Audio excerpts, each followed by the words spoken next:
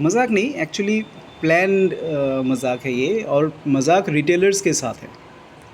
Actually हो क्या रहा है, वो लोग जो कहते हैं, मैं डायरेक्टली बता रहा हूँ उससे भी, जो कहते हैं कि हम रिटेलर्स को बचा रहे हैं, वो उन्होंने क्या किया, पहले फ्यूचर्स सस्ता मिल जाता था तो फ्यूचर्स में ट्रेड करते थे, टाइम डिके का कोई चक्कर नहीं होता था, फ्यूचर्स में हम ट्रेड कर सकते थे, ब्रोकर्स अलाउ करते थे, तो वो टाइम डिके का चक्कर ही ख़त्म हो जाता था। तो फिर ये प्रॉब्लम हो गई सेबी को, ना ना ना ना, फ्यूचर्स को महंगा रखो आप, तो फिर तो ये रिटेलर्स का टाइम डिके का पैसा हम कैसे बनाएंगे ना, तो उन्होंने वो हटा दिया। अब देखो आपके सामने जो हो रहा है, मैं उसके बारे में बात कर रहा हूँ। फिर उन्होंने एक तो हर 5 दिन बाद नया रूल बनाते हैं, पता नहीं रूल नया अगर बन ही रहा है हर बार, तो इसका मतलब है कि आपको एक्सचेंज को बंद कर देना चाहिए, बंद करके आपको पहले रूल्स बना लेना चाहिए कि भाई रूल्स ये है, हर दिन रूल्स चेंज होगा, हर हफ्ते रूल्स चेंज होगा, ऐसे क्या क्या है ये, what kind of exchange is it. अब क्या उन्होंने कहा कि हाँ वीकली ये होगा, एक्सपायरी होगा, फिर वीकली एक्सपायरी हटा दिया। फिर होगा कि नहीं, सबके सबके एक ही दिन में वो होगा, क्या नाम है, एक्सपायरी होगा, फिर ना ना ना अलग अलग एक्सपायरी होगा। अब उन्होंने क्या किया, मंडे को मार्केट में मूवमेंट, आफ्टरनून तक कोई मूवमेंट नहीं आता है। कारण क्या है, क्योंकि यूरोपियन मार्केट से कोई न्यूज़ नहीं आता, तो मार्केट घूम रहा होता है, कुछ नहीं पता इनको, तो आफ्टरनून तक मार्केट ऐसे ही बैठा रहता है। ट्यूसडे को निफ्टी का एक्सपायरी होता है, इसलिए सारा दिन निफ्टी रेंज में रहता है। थर्सडे को सेंसेक्स का एक्सपायरी होता है, इसलिए सारा दिन रेंज में रहता है। फ्राइडे को फिर से ट्रम्प फियर आ जाता है, तो लोग प्रॉफिट बुकिंग करते हैं, मार्केट ऊपर जा नहीं सकता, अगर 10-12 बजे तक ऊपर चला भी जाए तो फिर से प्रॉफिट बुकिंग आ जाती है कि नहीं, ट्रम्प भाई साहब कुछ कह देंगे। तो बचा वेंसडे, जो कि सैंडविच्ड है ट्यूसडे और थर्सडे के बीच में, दो शेर के बीच में एक मेमने को आपने डाल रखा है। आप कहते हैं कि हाँ उस दिन आप ट्रेंडिंग कर ही सकते हो, ट्रेंड करो। आप कहाँ करोगे आप ट्रेंड, आपको पता ही नहीं कि अगले दिन क्या होने वाला है। इससे भी सेटिस्फैक्शन नहीं हुआ, फिर उन्होंने क्लोजिंग ऑप्शन डाल दिया।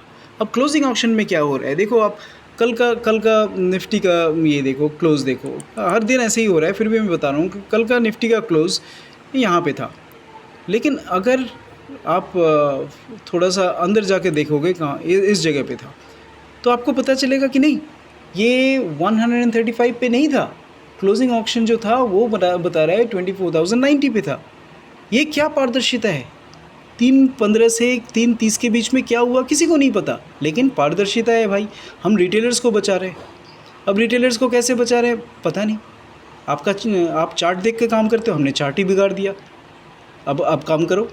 अच्छा, आप मैथमेटिकली काम करते हो तो एक्चुअल क्लोजिंग प्राइस लेते हो, लो हमने क्लोजिंग प्राइस ही चेंज कर दिया। अब करो।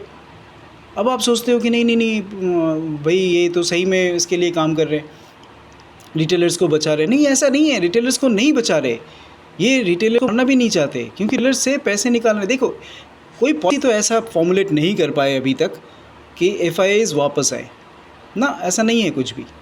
अगर ऐसा कुछ नहीं है तो जो चल रहा है वो है DIIs और रिटेलर्स को बेवकूफ़ बनाया जा रहा है, हर दिन नया चीज़ दिखाया जा रहा है, और ये DIIs पैसे बना रहे हैं। अब देखो मैं आपको बताता हूँ क्या क्या हो रहा है। आप क्या फॉलो करते हो, आप फॉलो करते हो टेक्निकल एनालिसिस, क्योंकि वही है आपके। अब डेटा तो आपको मिलेगा नहीं, बहुत महंगा है तो आपको मिल नहीं सकता। आप चार्ट देखते हो, चार्ट में क्या दिख रहा है कि ये 200 EMA है, 200 EMA में झटका लग के नीचे आया, तो अब ये नीचे जाएगा, कम से कम इस बेस तक जाएगा। पहले दिन आपको पता नहीं था, अगले दिन बड़ा सा फॉल आ गया। अब इतना बड़ा फॉल के बाद आपको फॉलो अप चाहिए ही, तो इसका मतलब है कि थोड़ा सा ऊपर भी आए तो आप सेल करो, वो नीचे जाएगा। Sell on rise, sell on rise, sell on rise, सारे टीवी वालों को यही बताया जा रहा है कि सेल ऑन राइज बोलते रहो, और तो वो करते करते उनका स्टॉप लॉस सबका खा गया। फिर आप सोचते हो कि अरे अब शायद ये इतना स्ट्रॉन्ग है कि अब नीचे नहीं जाएगा, अब ऊपर जाएगा। इतने बड़े स्ट्रॉन्ग ग्रीन कैंडल के बाद फिर से आप बायर साइड में चले जाते हो, फिर वो नीचे आ जाता है। अब आप सोचते हो कि अब यहाँ तक आ गया है तो यहाँ तक भी आ जाएगा, क्योंकि लोअर बैंड तक आएगा, उससे पहले तो डिमांड नहीं है, तो वो वहाँ से ही रिवर्स हो जाता है। रिवर्स का मतलब क्या, सीधा गैप अप। अब आपको ये बिलीव नहीं होता कि गैप अप कैसे हो गया। गैप अप हो गया तो फिर EMA 20 के पास आ गया, वहाँ से फिर रिवर्स हो सकता है। तो अगले दिन डोजी बनाता है, आपको भी पता है कि डोजी का मतलब है कि हो सकता है कि नीचे आ जाए, नहीं फिर से गैप अप हो जाता है। गैप अप का मतलब है कि आपने कुछ नहीं कैच कर पाए आप, तो आप एक दिन फिर रुक जाते हो कि नहीं ठीक है 200 EMA के पास आ रहा है, अभी छोड़ देते हैं, फिर एक डोजी 200 EMA के पास। तो इसका मतलब है कि हाँ अब यहाँ से शायद रिवर्सल होगा, क्योंकि एक बार दो बार रिवर्सल हुआ है, 200 EMA को रिस्पेक्ट कर रहे हैं, फिर गैप अप और बिग कैंडल। इसका मतलब है कि oh God, now we are defying everything and going up. उसके बाद से गैप डाउन, ना नीचे ना ऊपर, ना नीचे ना ऊपर, आपको समझ नहीं आ रहा, लेकिन मार्केट धीरे धीरे धीरे धीरे आपके सारे स्टॉप लॉस खा जाती है। फिर आप सोचते हो कि अच्छा ठीक है, शायद ये इस पूरे मूव का 61.8% था, यहाँ से रिवर्सल होगा, होता भी है, एक बड़ा बुलिश एनगल्फिंग बनता है, आप फिर से बाई करने के लिए जाते हो। अब इस बार वापस दे देता है कि ना ना ना ना ना ना ना, हमारा तो प्लान अलग है, हम तो रिटेलर्स को बचा रहे हैं, हम तो रिटेलर्स को बचा कर ही रहेंगे। तो और रिटेलर्स को बचा दिया उन्होंने, जहाँ से सब कुछ शुरुआत हुआ था वहाँ पे वापस डाल दिया। अब आप जो भी फॉलो कर रहे हो, आप कह रहे हो कि नहीं हम चार्ट फॉलो करेंगे, उन्होंने चार्ट को बिगाड़ दिया। आप कहते हो नहीं मैथमेटिकली हम फॉलो करेंगे open price, close price, high and low, उसको भी बिगाड़ दिया। क्लोज और एक्चुअल क्लोज का कोई मतलब ही नहीं रहा। पहले आप फ्यूचर में करते थे, उसमें टाइम डिके नहीं होता था, इसलिए उन्होंने फ्यूचर्स भी हटा दिया, फ्यूचर्स का जो लेवरेज था वो हटा दिया। फिर आप ऑप्शन में काम करते हो तो पहले वीकली ऑप्शन में कर रहे थे, उसको उन्होंने हटा दिया।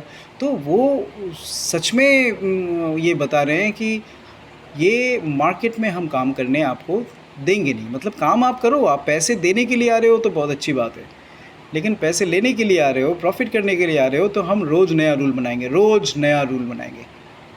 हम लोग इतने इस्टेब्लिश्ड ऑर्गेनाइजेशन है कि हमें हर हफ्ते नए रूल की ज़रूरत पड़ती है।